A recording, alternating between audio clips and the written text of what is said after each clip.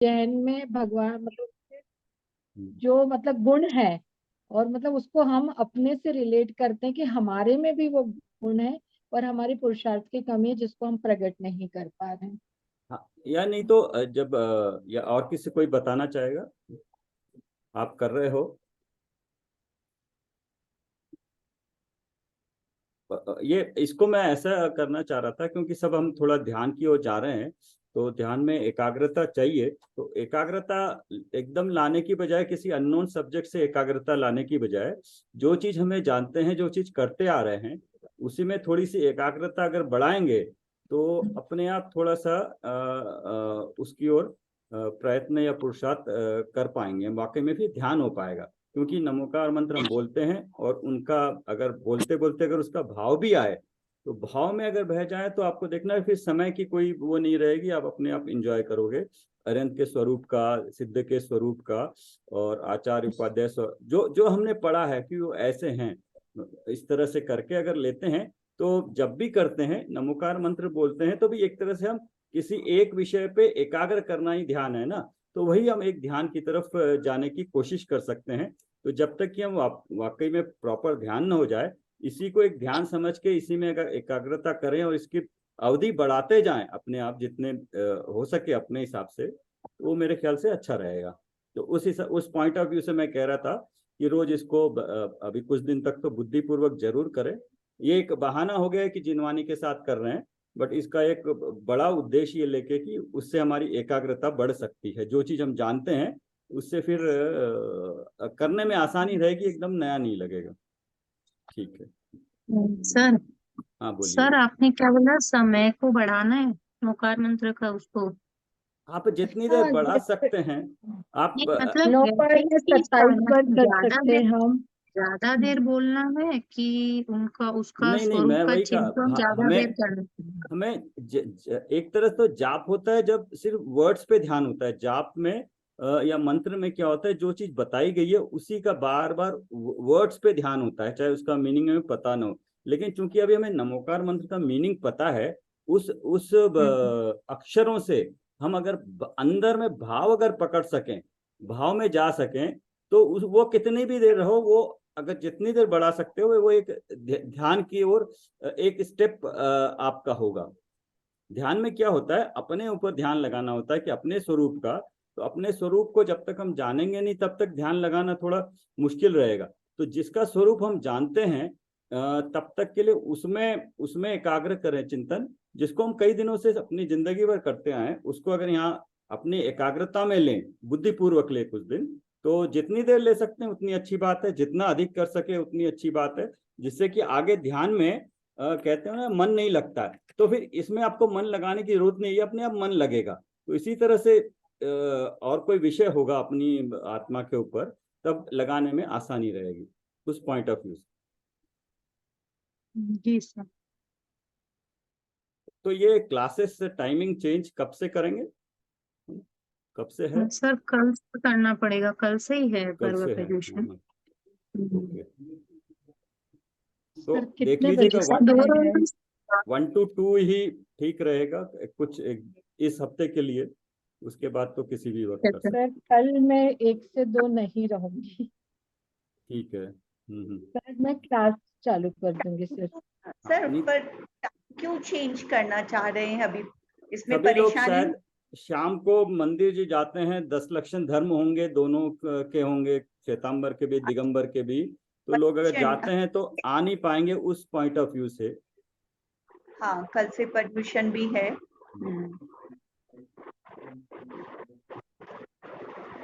ठीक है। कल 1 से 2 के बीच में कौन प्रेजेंट रह सकता है? और हम लोग कल से मतलब एक ही टाइम करेंगे, जैसे अभी 2 बार ले रहे हैं अभी ना? तक हाँ हाँ, उतने टाइम ही करेंगे ये।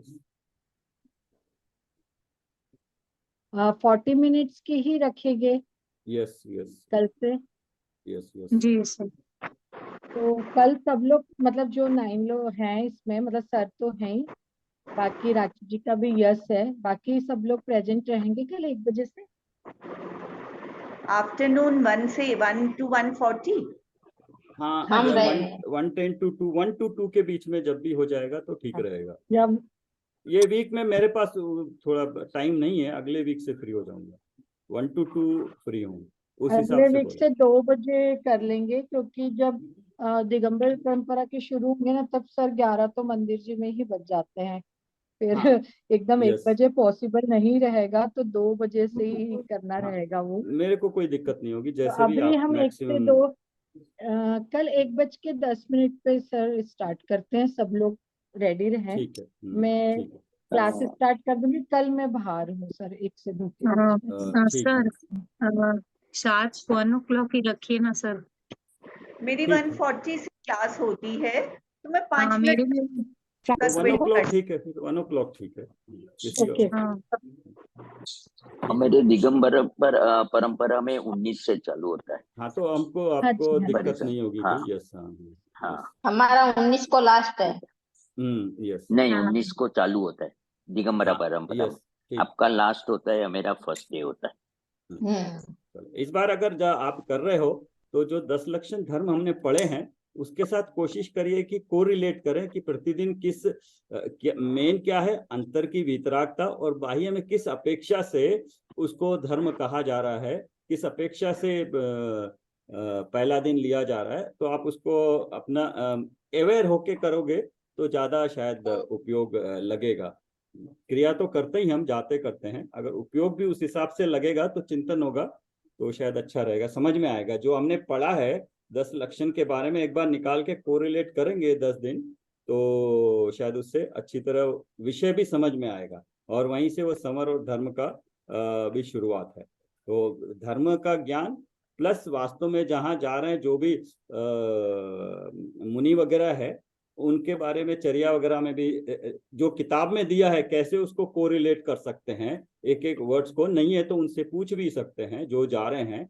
तो आपका एक तो उपयोग बना रहेगा और इंटरेस्ट आएगा और नई नई चीजें जानने को भी मिलेगी।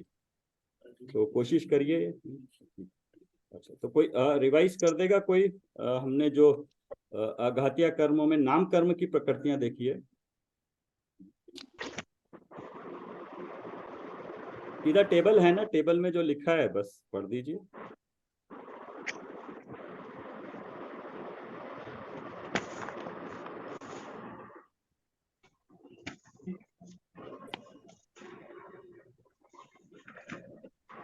मैं पढ़ूं सर? अब हाँ बता दीजिए, 2 मिनट में फटाफट नंबर नाम बता दीजिए बस। पहला क्या था? यही ना 18 नंबर पेज में। पेज नंबर नहीं, जो नहीं, आपने लिखा है। इंदिरा जी जो कल मैं लिखा था ना, वो बताइए। 93 नहीं, वो कर्म मेरा की। बरोबर नहीं है। अच्छा ठीक है, वो बरोबर लिख लीजिए। तो पहला है गति हाँ नाम कर्म है, उसमें 4 देखा था। हाँ जाति नाम कर्म में 5 है। और उसके बाद शरीर नाम कर्म बंधन, ये 5 है क्योंकि एक दूसरे से रिलेटेड है ये। उसके बाद संघात भी इसी के साथ है, शरीर के साथ। और संस्थान 6 देखे थे। अंगोपांग देखा था, और उसमें 3 देखा था। सहनन नाम कर्म की अगेन 6 विभाग थे। और फिर स्पर्श रस गंध वर्ण, ये 4 थे, हर एक के अलग अलग देखे थे, टोटल 20 थे। गत्यानुपुरी नाम कर्म देखा था। और उसके बाद ये इस तरह से सारी की सारी 65 प्रकृतियां थी जो पिंड रूप में थी। तो उसके बाद जो कर्म उत्तर प्रकृति भाग 2 है, पेज 30 से शुरू किया था, जिसमें अलग अलग हैं। अगुरु नाम कर, उपघात नाम कर, पर घात। तो अगर देखो कि घात है, अगुरु लघु में छोटा बड़ा नहीं होता है। उच्छ्वास मतलब उच्छ्वास, श्वास जो है लेना देना, वो वाला एक। तप, तप में तप मतलब गर्मी है। उद्योत में ठंडी है, जिसमें शरीर, जिसका शरीर ही, कल किसी ने, राखी जी ने डाला था शायद, जल के बारे में कुछ डाला था, क्या था? जल में एक्चुअली 2 तरह के हैं। एक तो जो जल है वो जल कायिक जीव ही हैं, जल जो है। और जल में जो तैरने वाले हैं वो तो तरस जीव हैं। जो भी मछली होगी, मेंढक होगा, मगरमच्छ होगा, और ये तो सारे तरस जीव हैं, उसमें तैरने वाले तो नजर आते हैं। बट जिनका शरीर ही जल है तो एक इंद्रिय जल कायिक जीव है। ऐसे ही पृथ्वी जल अग्नि में भी, अग्नि जो है वो एक इंद्रिय अग्नि कायिक जीव है, उनका जीव है वहां पे। और जो अग्नि नजर आ रही है वो स्कंद रूप में उनका शरीर है। पृथ्वी जल अग्नि, वायु भी इस तरह से है। और वनस्पति में 2 तरह के हैं, जो प्रत्येक और साधारण, वो आगे आएगा, इसको देखेंगे हम। तो मेरे ख्याल से उनका ये डाउट यही था, क्लियर हो गया होगा। पेज 32 पे त्रस नामकर्म से शुरू करिए।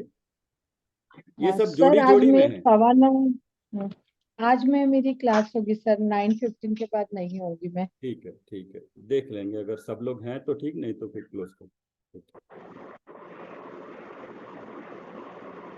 पढ़िए कोई त्रस नामकर्म, मैं मैं पढ़ूं पढ़िए सर। पढ़िए पढ़िए। त्रस नाम कर्म द्वि इंद्री से पंच इंद्री तक के जीवों को त्रस कहते हैं। त्रस नाम कर्म के उदय से जीव त्रस पर्याय में जन्म लेता है। स्थावर नाम कर्म 5 प्रकार के एकेंद्रियों को स्थावर कहते हैं। स्थावर नाम कर्म के उदय से जीव एकेंद्रीय पर्याय में जन्म लेता है।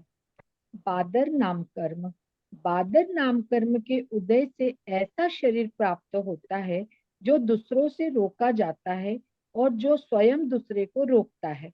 बादर सहित बादर शरीर, हाँ। शरीर भी में से भी अन्य ठोस पदार्थ में से आर पार नहीं जा सकता तथा उस शरीर में से अन्य चीजें आर पार नहीं जा सकती। द्विइंद्रिय जीव बादर ही हैं। एक इंद्री में बादर और सूक्ष्म दोनों प्रकार के जीव पाए जाते हैं। सूक्ष्म नाम कर्म, सूक्ष्म नाम कर्म के उदय में ऐसा शरीर प्राप्त होता है जो दूसरे पदार्थों के द्वारा रोका नहीं जा सकता और जो स्वयं दूसरे को नहीं रोकता, प्रतिबंध नहीं करता। सूक्ष्म और बादर जीवों संबंधी विस्तृत चर्चा हमने कर्णानी योग परिचय पुस्तक में की थी।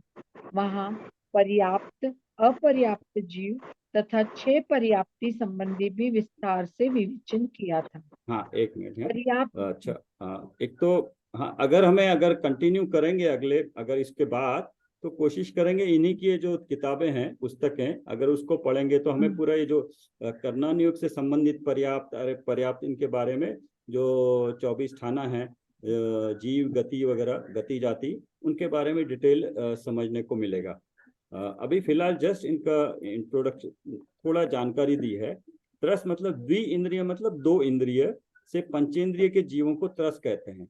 तो हमें त्रस हम इसलिए हैं कि त्रस नाम कर्म का उदय हमको है, त्रस कहेंगे। और स्थावर नाम कर्म में स्थावर से कोई क्या समझता है, कोई बताएगा? यहाँ ही लिखा है। पृथ्वी का है, अग्नि का है, ये सब जीव हाँ, तो पांचों उनको क्या है, वनस्पति वो स्थावर में जो एक ही जगह रहते हैं ऐसे नहीं लेना, उनको स्थावर नाम कर्म का उदय है। इस कारण से उसमें एक इंद्रिय में 5 हो गए, पृथ्वी जल अग्नि वायु और वनस्पति, 5 प्रकार के एक इंद्रिय को स्थावर कहते हैं। वो नाम कर्म के उदय से एक इंद्रिय पर्याय में जन्म लेता, ये नाम कर्म का है। और सूक्ष्म पहले देख लेते हैं। सूक्ष्म नाम कर्म ऐसा शरीर प्राप्त होता है जो दूसरे पदार्थों द्वारा रोका नहीं जा सकता और स्वयं दूसरे को नहीं रोकता, प्रतिबंध नहीं करता। सूक्ष्म मतलब इस तरह से हो गया, ये एकेंद्रीय जीव है सूक्ष्म। और जितना भी हमें आसपास जितना भी दिखाई दे रहा है, वहां पे पूरे एकेंद्रीय कहते हैं ना, ठसाठस भरे हुए एकेंद्रीय जीव पूरे लोक में, वो पूरे चारों तरफ हर जगह भरे हुए एकेंद्रीय सूक्ष्म जीव। और वो कहीं भी आ जा सकते हैं, कहीं पे कोई शरीर नहीं, दीवार नहीं, कोई चीज उनको रोक नहीं सकती है। लेकिन हमारा जो शरीर है, जिसमें एकेंद्रीय हैं, वो बादर हैं। वो बादर है, तो शरीर हमारा किसी दीवार के पार नहीं जा सकता है, या हम देख नहीं सकते हैं, या इसके थ्रू पार नहीं हो सकता है। तो ये डिफरेंस सूक्ष्म और बादर में मोटा मोटा है। तो जितने भी द्वि इंद्रियाधिक जीव हैं, 2 इंद्रिय से आगे, वो सारे के सारे बादर ही हैं।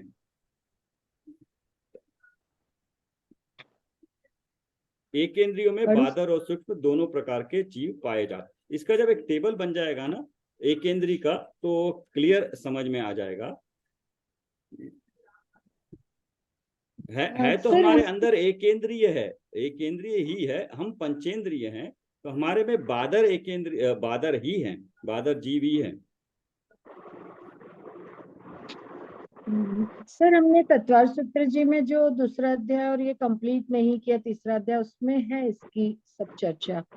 हाँ, तो हम मतलब ये पढ़ने के बाद एक बार उसको भी श्लोक को रिवाइज कर हाँ, सकते हैं उसमें तरह टेबल से वगैरह हमारे। दिया होगा। यस, हाँ जी, हाँ जी। यस, वो अपन ने सारा ये सब तीन लोग की रचना वगैरह ये भी सब आता है, और ये सारे जीवों के बारे में भी आता है। वो अपने सिलेबस में नहीं था इसलिए पढ़ा नहीं कभी। यस। आगे पढ़ूं सर? हाँ पढ़िए तो। पर्याप्त नामकर्म। पर्याप्त नामकर्म के उदय से आहारादिक 6 पर्याप्ति उत्पन्न होती है। उनकी पूर्णता नियम से होती है। पर्याप्ति का अर्थ है पूर्णता। आहार पर्याप्ति, शरीर पर्याप्ति, इंद्रिय पर्याप्ति, श्वासोच्छ्वास पर्याप्ति, भाषा पर्याप्ति और मन पर्याप्ति, इस प्रकार की 6 पर्याप्ति होती है। हाँ, पर्याप्ति का मतलब अपर- एक स्थूल उदाहरण लेते हैं। जैसे हम घर बनाते हैं तो घर बनाने से पहले क्या होता है, ईंट मिट्टी सीमेंट वगैरह लाके रखते हैं कि घर बनाएंगे। तो जरूरी नहीं है कि वो लाने के बाद घर बन ही जाए।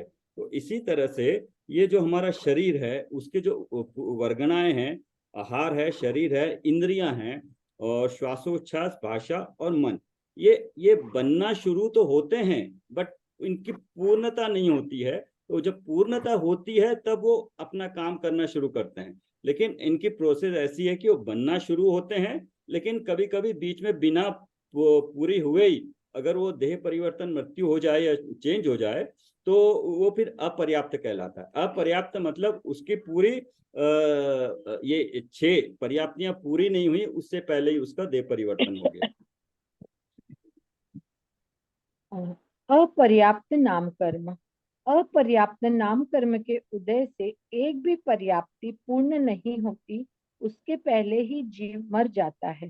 सभी पर्याप्ति का प्रारंभ तो होता है परंतु पूर्णता एक की भी नहीं होती। इन जीवों को लब्धि अपर्याप्तक, लब्ध पर्याप्तक जीव कहते हैं। वे एक श्वास के 18 भाग में मर जाते हैं। उनका एक भाव इतना छोटा होता है इसीलिए उसे क्षुद्र भाव कहते हैं। एकेंद्रीय से लेकर संगी पंचेंद्रियों तक अपर्याप्त जीव पाए जाते हैं। इसके यहाँ दिया ना, पर्याप्त जो है, हम पर्याप्त हैं, हमें पूरी की पूरी इंद्रियां, ये पूरी की पूरी पर्याप्तियां प्राप्त हुई है। हमारे पास शरीर भी है, आहार भी है, इंद्रियां भी पूरी है, श्वास भी पूरा है, भाषा भी पूरी है, मन भी पूरा है, जिस कारण से हम ये पूरे 10 प्राण हमें मिले हैं। लेकिन कुछ का ऐसे होता है कि उनका उदय तो आता है उस कर्म का, लेकिन वो पूर्ण नहीं हो पाते हैं। इतना छोटा सूक्ष्म उनका भाव होता है, उससे पहले ही वो मर जाते हैं। तो ये किसी का भी हो सकता है। एक इंद्रिय से लेके संगी पंचेंद्रिय तक अपर्याप्त जीव पाए जा सकते हैं। कि मतलब संगी पंचेंद्रिय मनुष्य का जन्म तो हुआ, उसका मतलब नाम कर्म का उदय तो हुआ, लेकिन वो उदय पर्याप्ति नहीं होने के कारण एक वो गिनती में तो एक भाव आ गया मनुष्य का, लेकिन उससे पहले ही उसका भाव समाप्त हो गया। बढ़िया। प्रत्येक और साधारण शरीर के प्रकार हैं। प्रत्येक शरीर जीव अर्थात एक शरीर का स्वामी एक जीव होता है, और साधारण शरीर जीव अर्थात एक शरीर के स्वामी अनंत जीव होते हैं। एक शरीर में अनंत जीव एक साथ रहते हैं। अनंत जीवों में एक ही औदारिक शरीर पाया जाता है। ये सर प्रत्येक इसीलिए और जैसे साधारण। अपने जो हाँ, बोलिए। वनस्पति में सर जैसे इसीलिए सब महाराज साहब और ये लौकी खाते हैं कि वो मतलब एक ही रहता है ना, उसमें अनेक शरीर नहीं पाए जाते हैं। हाँ। मतलब ये सब्जियों का उदाहरण अक्सर दिया जाता है प्रवचन वगैरह में। साधारण शरीर और ये प्रत्येक वनस्पति और इसका प्रत्येक मुझे का पूरा मतलब डिटेल जैसे नहीं पता है, पर तत्वार सूत्र जी में आया है ये। हम प्रत्येक जीव है, मतलब इसमें मैं एक जीव हूं, तो मेरे जीव के आधार से दूसरे जीव शरीर में हैं, लेकिन इस शरीर का स्वामी मैं हूं। तो इस तरह से मैं प्रत्येक हूं। लेकिन कुछ ऐसे भी होते हैं जिनका निगोदिया जीव जो बोलते हैं, साधारण जीव जो होते हैं, उनका शरीर एक होता है, लेकिन उसमें जीव वो एक ही शरीर बाकी लोग शेयर करते हैं। कई सारे जीव उसी शरीर को शेयर करते हैं। तो वो शरीर तो एक होता है, और एक जीव आता है, अपनी आयु लेके आता है, वो मर भी जाता है, लेकिन वो शरीर जैसे कि जब दूसरे जीव जिनकी आयु खत्म नहीं हुई है वो वहां रहते हैं, वो अपनी अपनी आयु के अनुसार वहां रहते हैं और एक साथ रहते हैं। तो कई सारी चीजें, शरीर हो तो शरीर से संबंधित जितनी भी चीजें हैं सब वो शेयर करते हैं। तो ये कहते हैं कि जब हम कहते हैं ना भाई वर्तमान में हम सोचते हैं कि हम सबके साथ जिएंगे, सबके साथ मरेंगे, तो इस तरह की जो अज्ञान पूर्वक भावनाएं होती हैं, उससे इस तरह के कर्मों का बंद होता है कि एक तरह से इस तरह से सारे दुख पाएंगे। सर एक डाउट है सर। सर हमारा शरीर एक है, लेकिन हमारे शरीर में भी तो बहुत सारे वो निगोदिया जीव और वो सब बिल्कुल होते हैं ना, तो बिल्कुल है, बट इस शरीर को हम प्रत्येक इसका ये जितने भी अगर ये शरीर है, ये शरीर मैं जीव, मेरे जीव के आधार से है। जब मेरा देह परिवर्तन हो जाएगा, दूसरी गति में चला जाऊंगा, तो ये शरीर नहीं रहेगा ना।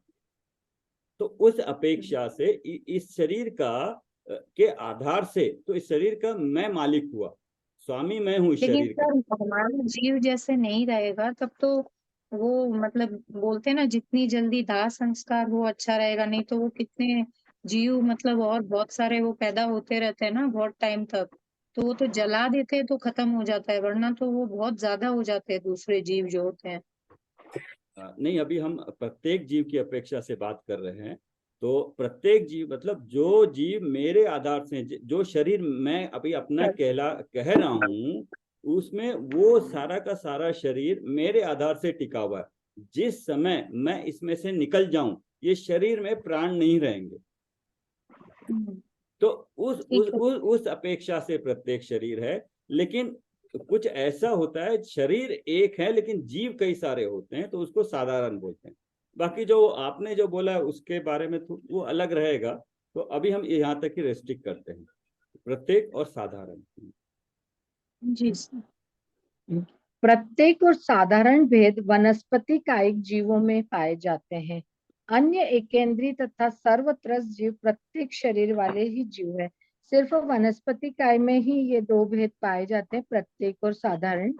बाकी जितने भी अन्य एकेंद्रीय हैं वनस्पति काय को छोड़कर, और जितने भी त्रस जीव है, सब में सिर्फ प्रत्येक शरीर होता है, साधारण इसीलिए भेद नहीं है। इसीलिए कहा है, जितने भी हमारे खाने पीने की संबंधी रेस्ट्रिक्शंस हैं, व्रत वगैरह पालने बोलते हैं, वहां पे ये वनस्पति के लिए इसलिए कहते हैं कि एक जीव, एक शरीर में अनंत जीव रहते हैं। तो अगर उसमें एक का भी घात होता है, तो अनंत के घात होने का पाप हमें लगता है। तो इसलिए वहां पर ज्यादा जोर देते हैं। तो ये वनस्पति कायिक में ही होता है प्रत्येक और साधारण भेद। बाकी में तो सारे के सारे प्रत्येक शरीर ही जीव है।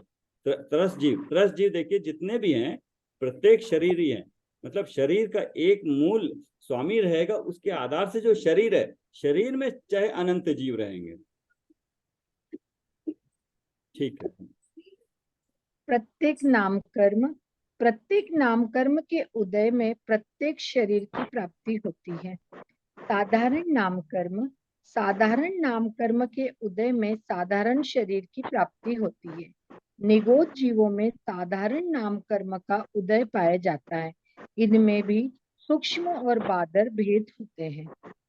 अब 6 युगलों के नाम इस प्रकार है: स्थिर अस्थिर, शुभ अशुभ, सुभग दुर्भग, सुस्वर दुस्वर, आदे अनादे, यश स्तुति अपयश स्तुति। इनमें से प्रत्येक का स्वरूप देखते हैं।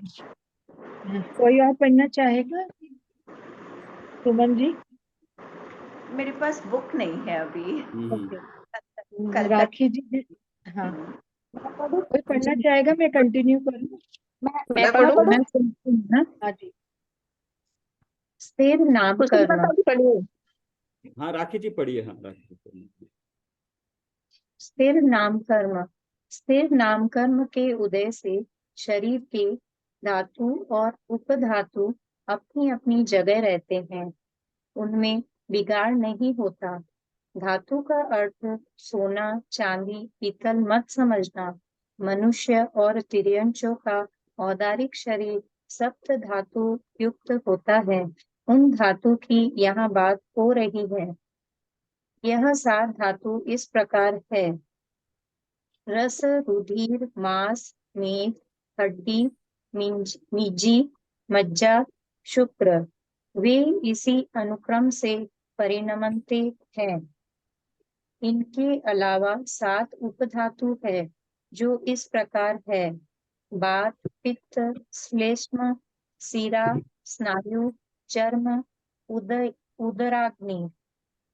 स्थिर नामकर्म के उदय से रसादिक धातुओं का कितने ही काल तक अपने रूप से अवस्थान होता है। शरीर अस्थिर में नामकर्म, जितने भी लिक्विड वगैरह हैं वो जितना चाहिए, जिस तरह का चाहिए, वो पूरा का पूरा होना वो स्थिर नामकर्म के उदय से होता है। अस्थिर नामकर्म, अस्थिर नामकर्म के उदय से धातु और उपधातु अपनी जगह स्थिर न रहकर चलायमान होते हैं। रसादिक धातुओं का आगे की धातुओं रूप से परिणमन होता है। शुभ ठीक है। नामकर्म, शुभ नामकर्म के उदय में शरीर के अवयव मस्तादिक प्रशस्त होते हैं, अर्थात मनोज्ञ रमणीक होते हैं।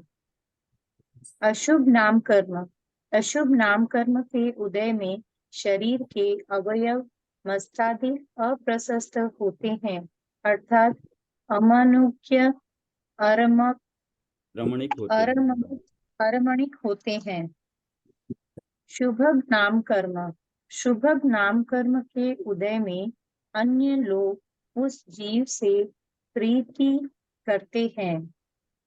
दुर्भग नामकर्म, दुर्भग नामकर्म के उदय में अन्य लोग उस जीव से प्रीति नहीं करते। रूपाधिक गुण संयुक्त होने पर भी अन्य लोग उससे अप्रीति रखते हैं। हाँ, ये दोनों चार शरीर से संबंधित दिखाया, कुछ जो अच्छा लगता है दिखने में बाहर से दूसरों को, और सुभग में लोग पसंद करते हैं उसको, दुर्भग में पसंद करते हैं, चाहे उसमें गुण भी हो फिर भी दुर्भग में पसंद नहीं करते हैं। तो ये उस अपेक्षा से बताया। सुस्वर नामकर्म, सुस्वर नामकर्म के उदय से मनोज्ञ सुरेल आवाज या शब्द उपजता है। दुस्वर नामकर्म, दुस्वर नामकर्म के उदय में अमनोज्ञ कर्कश स्वर शब्द उपजता है। आदेय नामकर्म, आदेय नामकर्म के उदय में प्रभा अर्थात कांति सहित शरीर उपजता है। अनादेय नामकर्म, अनादेय नामकर्म के उदय में प्रभा रहित अर्थात कांति रहित शरीर उपजता है। यशस कीर्ति नामकर्म, यशस कीर्ति नामकर्म के उदय में अपने पुण्य रूप पवित्र गुण जग में प्रकट होते हैं, अर्थात यश होता है। अयश कीर्ति नामकर्म, अयश कीर्ति नामकर्म के उदय में जग में अपना अपयश प्रकट होता है।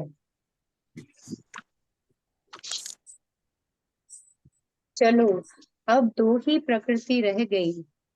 निर्वाण नामकर्म, निर्वाण नामकर्म के उदय में शरीर के अवयव यथा योग्य उपजते हैं। इसके दो भेद है, स्थान निर्माण और प्रमाण निर्माण।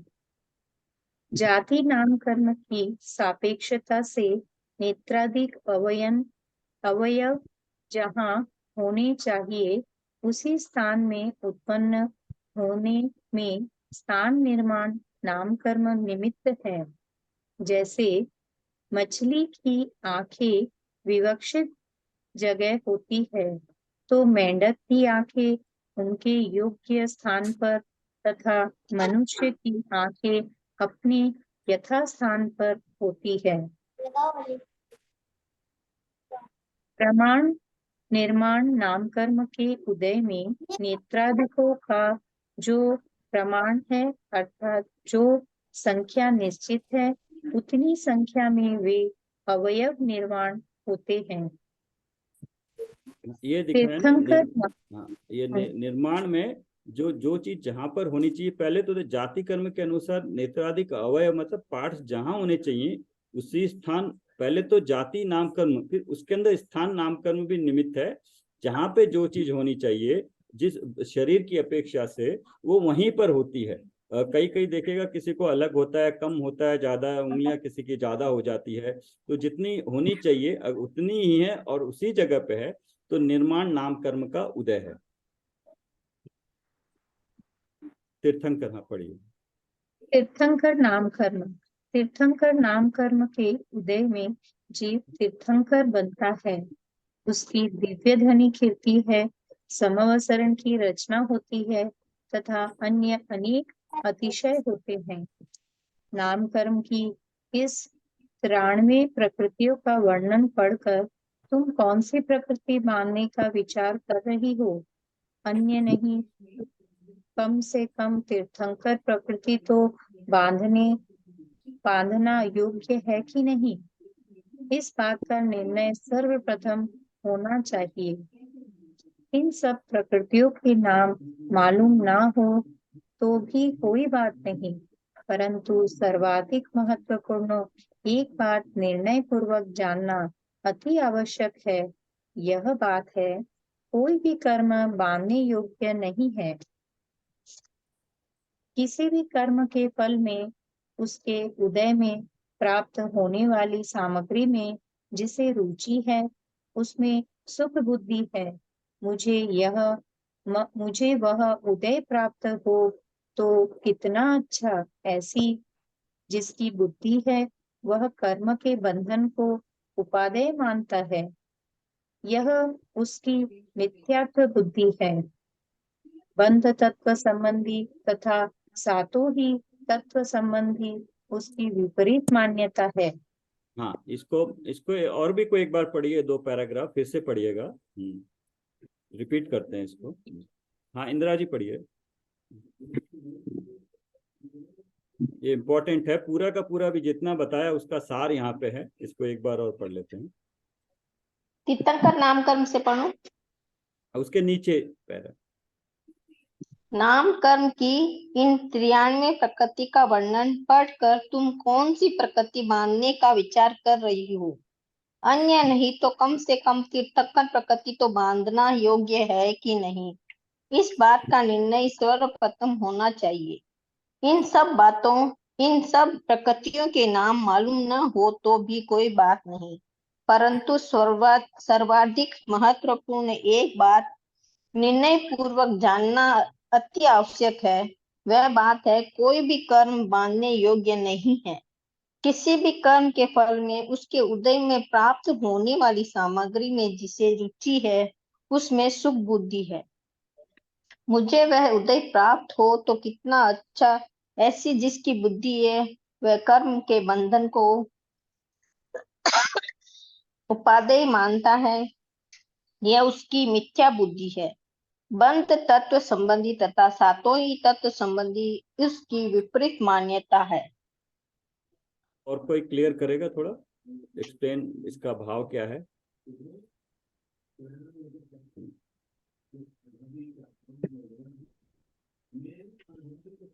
हाँ सुमन जी आप बताएंगे, हाँ, इसका भाव बताइए। हाँ क्या समझा आपने? नामकर्म की प्रकृतियों को पढ़कर जो बताया है 93 प्रकृतियां, हमको ऐसा नहीं सोचना चाहिए कि जो पुण्य प्रकृति है वो हमें मिल जाए, मतलब उसका बंधन हमारे हो। उसका अर्थात उसका मांगना ही, उसकी चाहना ही संसार को बढ़ाना है।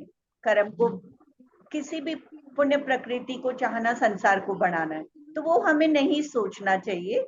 जैसा उदय प्रमाण हमको जो मिल रहा है वो स्वीकृत है, चाहना नहीं करनी चाहिए।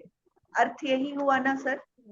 हाँ यही है कि पुण्य और पाप में दोनों ही बंध के कारण है। जो आश्रय और बंध संबंधी भूल है वो भी यहाँ से साधारण शब्दों में बताई गई है कि किसी तरह की भी इच्छा या किसी भी कर्म की इच्छा की वो कितना ही उत्कृष्ट न हो क्यों न, क्योंकि सबसे उत्कृष्ट कर्म वैभव वाला तीर्थंकर नाम कर्म है, वो भी बांधने लायक नहीं है। अगर वो भी बुद्धि है तो चाहे तीर्थंकर की हो चाहे फिर किसी और की हो, तो बांधने योग्य हो गई, तो फिर हमारी वहां पे तत्व संबंधी भूल हो गई है, उसको निकालना जरूरी है। कर्म के बंधन को उपादेय मानता है चाहे कोई भी हो, और यह हो गई मिथ्या बुद्धि।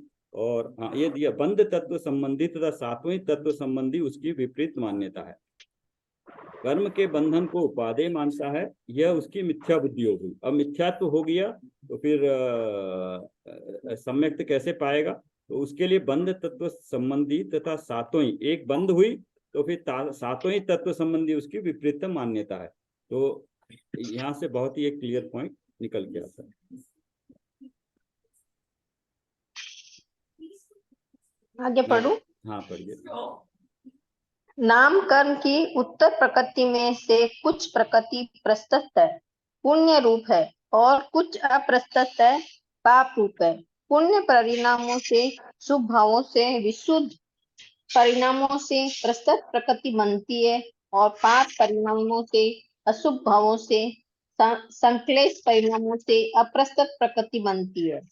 कर्म पुद्गल द्रव्य है, पर द्रव्य है, उसे बांधना या छोड़ना तो किसी भी जीव के अधीन नहीं है। अरहंत भगवान भी कर्म की एक भी अवस्था को पलटा नहीं सकते, इसीलिए प्रस्तुत प्रकृति मानना अपने बस की बात नहीं है। नहीं, ये बात तो निश्चित हुई, ठीक है, सिद्ध यहाँ हुई। टाइम होने वाला है। एक यहाँ पॉइंट को अंडरलाइन कर लीजिए कि विशुद्ध भाव और संक्लेश परिणाम, विशुद्ध परिणाम और संक्लेश परिणाम लिखा है, कहीं पर भी शुद्ध परिणाम नहीं लिखा है। इन दो को मतलब जिस परिणाम में अभी हम हैं उससे अगर हमारी थोड़ी विशुद्धि बढ़ती है, अच्छे परिणाम होते हैं, तो अभी वर्तमान की अपेक्षा अगले परिणाम विशुद्ध कहलाएंगे। और अभी जो परिणाम है उससे अगर निम्नतर के परिणाम बांधेंगे थोड़े से, तो वो संक्लेश परिणाम होंगे।